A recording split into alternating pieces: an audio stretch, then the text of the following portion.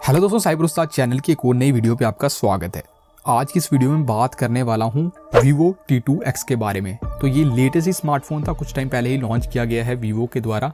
तो main highlighting point इसका आ जाता है कि एक 5G स्मार्टफोन है और 15,000 के नीचे आता है, 13,000 के करीब इसका जो बेस वेरिएंट है वो आता है।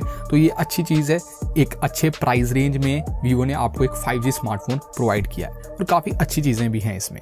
तो आज की इस वीडियो में बेसिकली मैं उन चीज़ों की बात करने वाला हूं जो कुछ ऐसे छोटे छोटे नेगेटिव एस्पेक्ट्स हैं, छोटे कह लीजिए बड़े कह लीजिए, वो डिपेंड करता है आपके ऊपर, अपनी अपनी सोच के ऊपर डिपेंड करता है। तो बेसिकली मैं वो पॉइंट्स बताने वाला हूं जो नेगेटिव पॉइंट्स हैं इस स्मार्टफोन में देखा जाए, और उनमें थोड़ा आपको इस स्मार्टफोन में इन फीचर्स में बेसिकली थोड़ा कॉम्प्रोमाइज़ करना पड़ेगा। तो सबसे पहले मैं थोड़ी सी बेसिक इन्फो बता देता हूँ कि बेसिकली क्या है। ये स्मार्टफोन 3 कलर्स में आपको देखने को मिल जाता है। लुक वाइज बड़ा बेहतरीन है, 3 कलर्स आपको देखने को मिल जाएंगे। 3 वेरिएंट्स आते हैं। बेस वेरिएंट्स जो है वो है 4,128 का आपको देखने को मिल जाता है, 13,000 का। फिर दूसरा वेरिएंट 6,128 का है, वो 14,000 का। और तीसरा वेरिएंट भी आता है 8,128 का, वो आपको 16,000 में देखने को मिल जाता है। तो अब चलते हैं हमारे पॉइंट्स के ऊपर। तो पहली चीज़ आ जाती है, क्या पता ये आपको पता भी हो, बेसिकली इसमें आपको कोई भी हाई रिफ्रेश रेट देखने को नहीं मिलता। 60 हर्ट्ज का आपको रिफ्रेश रेट देखने को मिलेगा।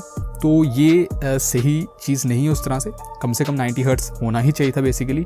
पर ये एक इंपॉर्टेंट पॉइंट है, तो इसके कारण इतना आपको यूज़ करने में थोड़ा स्मूथ नहीं लगेगा। ऑब्वियसली आपको हाई रिफ्रेश रेट नहीं देखने को मिल रहा, 60 हर्ट्ज का ही देखने को मिल रहा है। तो थोड़ा यूज़ करते हुए थोड़ी स्मूथनेस में आपको कॉम्प्रोमाइज़ करना पड़ेगा। तो ऐसे देखा जाए डिस्प्ले जो है आपको IPS LCD देखने को मिल रही है, तो वो नेगेटिव पॉइंट भी मैंने ऐड नहीं किया है। ठीक है, इस प्राइस रेंज में IPS LCD और भी दे रही हैं और बाकी कंपनीज भी, और IPS LCD डिस्प्ले प्राइस के हिसाब से आपको अच्छी खासी देखने को मिल जाएगी। पर ये जो हाई रिफ्रेश रेट वाला पॉइंट है ना, ये इंपॉर्टेंट है कि आपको कोई हाई रिफ्रेश रेट नहीं दिया गया। तो ये एक पॉइंट है। अब दूसरा एक छोटा सा पॉइंट आ जाता है, मे बी इतना बड़ा आपको ये ना लगे पॉइंट उतना, सॉफ्टवेयर से रिलेटेड। अब देखो यहाँ पर एड्स और ब्लॉटवेयर ऑब्वियसली आपको देखने को मिलेंगे। उनको आप एड्स वगैरह को रोक सकते हैं, मतलब स्टॉप कर सकते हैं, ब्लॉक कर सकते हैं। सॉफ्टवेयर में जो आपको ब्लॉटवेयर्स वगैरह देखने को मिलते हैं उनको आप स्टार्टिंग में डिलीट वगैरह कर सकते हैं।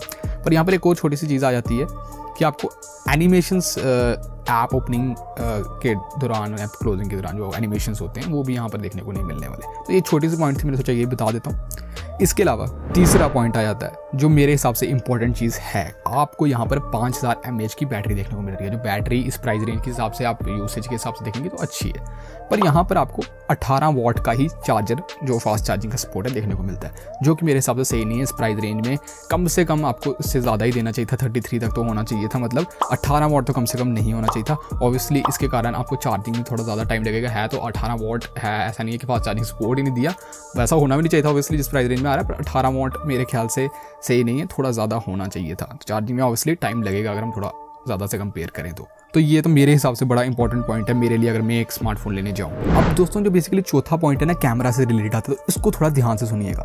बेसिकली कैमरा के बारे में मैंने यूट्यूब वीडियोस भी काफ़ी देखी, वेबसाइट्स जो होती हैं रिव्यू वाली उनको भी जाके चेक किया है, और जो ऑनलाइन जैसे फ्लिपकार्ट में जिन लोगों ने, काफ़ी लोगों ने बेसिकली देखा जाए स्मार्टफोन को लिया, और इसकी ओवरऑल आप रिव्यूज़ देखेंगे अच्छे खासे अच्छे रिव्यूज़ आए हुए हैं इसके। तो कैमरा के बारे में थोड़ा मिक्स सा ओपिनियन मुझे देखने को मिला। तो बेसिकली अगर आप देखेंगे तो बैक साइड में आपको मेन एक ही देखने को मिलेगा, 50 MP का प्राइमरी देखने को मिलता है। तो 50 MP ही है सिर्फ। तो बेसिकली अब ऐसा भी नहीं है कि ये 20,000 तक का फ़ोन है तो इसमें 50 MP आप बोलेंगे कि नहीं, MP इतना मैटर नहीं करता, उस हिसाब से अच्छी क्वालिटी होगी। पर देखो अब ये 15,000 के नीचे आ रहा है तो 50 MP आप समझ ही सकते हैं कि कैसी क्वालिटी रहेगी। बट ओवरऑल इसका देखा जाए ना, बैक कैमरा की बात करें तो अच्छे रिव्यूज़ ही देखने को मिलेगा। हाँ, कुछ ऐसे रिव्यूज़ हैं जिसमें कहा गया नहीं है सही, तो वो आप समझ सकते हैं। 50 MP है, वो आप खुद अपने हिसाब से अंदाज़ा लगा सकते हैं किस तरह का होगा। पर ओवरऑल बैक कैमरा की बात करें ना, जितना मैंने देखा अच्छा ही कहा गया है लोगों के द्वारा, लोगों ने अपनी फ़ोटोज़ वगैरह भी पोस्ट की है। तो ओवरऑल बैक कैमरा की बात करें तो अच्छा कहा गया है। ठीक है, तो 50 MP का आपको देखने को मिलता है। इसमें बात करें अब जेन्युइन इशू जो एक आपको हर जगह हाईलाइट होता हुआ दिखेगा, वो जो इसमें आप पोर्ट्रेट में जब फोटोज़ खींचेंगे तो उसमें इतना बेहतरीन आपको देखने को नहीं मिलेगा। और यहाँ पर हम बात करें वीडियो क्वालिटी की तो स्टेबलाइजेशन कुछ इतनी खास आपको देखने को नहीं मिलेगी। 1080p 30 FPS और 60 FPS तक आप शूट कर सकते हैं, स्टेबलाइजेशन के मामले में इतना सही है नहीं। ठीक है, तो बैक कैमरा ओवरऑल देखा जाए तो कंक्लूजन में बताऊँ तो ठीक ठाक आपको देखने को मिल जाएगा, इतना बेहतरीन भी नहीं और इतना बुरा भी नहीं बोलेंगे। पर दोस्तों हम यहाँ पर सेल्फी कैमरा की बात करें तो सबसे पहली बात तो यह है कि सेल्फी कैमरे के केस में 8 MP तो होना ही नहीं चाहिए यार। मतलब जिस प्राइस रेंज में आ रहा है, इतना भी कोई ये नहीं है कि 10,000 तक का है, तो 8 MP तो होना ही नहीं चाहिए।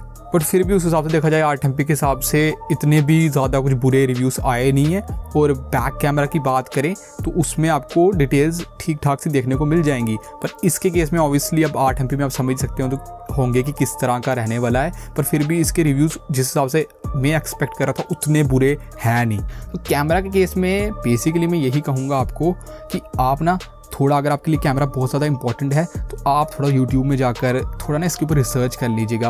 होता है ना यूट्यूब चैनल्स पे आप जाएंगे जिन्होंने रिव्यू किया, उन्होंने फ़ोटोज़ वगैरह भी अपलोड की होती है गूगल ड्राइव में, तो थोड़ा फ़ोटोज़ वगैरह को एनालाइज करके अगर आपके लिए कैमरा बहुत इंपॉर्टेंट है तो ऐसे तो मैं ओवरऑल यही बोलूँगा कैमरा के बारे में। जो मेरा कंक्लूजन निकल के आता है कि इतना अच्छा भी नहीं है, इतना बुरा भी नहीं है, पर ठीक ठाक कैमरा है उस हिसाब से। पर मैं आपको यही कहना चाहूँगा कैमरा के बारे में कि थोड़ा आप देख लीजिएगा, अगर आपके लिए कैमरा बहुत इंपॉर्टेंट है थोड़ा चेक कर लीजिएगा। तो दोस्तों ये वो सारे पॉइंट्स, अब जो पहले मैंने 3 पॉइंट्स आपको बताए वो तो बिल्कुल क्लियर कट है ही है कि ये पॉइंट्स हैं जो थोड़ा आपको नेगेटिव एस्पेक्ट्स देखने को मिल रहे हैं। बट कैमरे वाले एस्पेक्ट के बारे में इसलिए मैंने थोड़ा लंबा खींचा इसके बारे में, क्योंकि इसका थोड़ा मेरे को देखने को मिला कि ओवरऑल अच्छा ही है कैमरे के बारे में। फिर भी कुछ लोगों ने कुछ जगह आपको ऐसे देखने को मिलेगा कि इतना कुछ बेहतरीन नहीं है, तो इसलिए मैंने आपको थोड़ा इसके बारे में थोड़ा डिटेल में लेके चला गया और मैंने आपको ये कहा कि थोड़ा देख लीजिएगा अगर आपके लिए कैमरा बहुत इंपॉर्टेंट है। ओवरऑल अगर देखा जाए तो अगर आप बेस वेरिएंट ले रहे हैं 13,000 के हिसाब से तो सही होगा, बाकी 14-16,000 के हिसाब से मे भी तब आपको थोड़ी ज़्यादा रिसर्च करने की ज़रूरत रहेगी। ओवरऑल देखा जाए तो फ़ोन अच्छा ही है मैं बोलूँगा। अगर आप ये स्मार्टफोन ले रहे हैं लुक वाइज तो बहुत बेहतरीन है, परफॉर्मेंस वाइज भी प्राइस रेंज के हिसाब से अच्छा खासा ही है, बैटरी वाइज भी देखा जाए तो इन सब एस्पेक्ट्स में स्मार्टफोन अच्छा ही है। ये जो पॉइंट है इसमें से पहले 3 मैंने बताए वो तो क्लियर कट है ही हैं, चौथे पॉइंट के ऊपर मैं थोड़ा बोलूँगा, आप देख लीजिएगा। दोस्तों ये थी पूरी वीडियो कैसी लगी ज़रूर नीचे कमेंट्स में बताइएगा, और कोई भी आपको क्वेश्चन आप नीचे ज़रूर कमेंट करके पूछ सकते हैं मुझसे। पूरी वीडियो देखने के लिए धन्यवाद।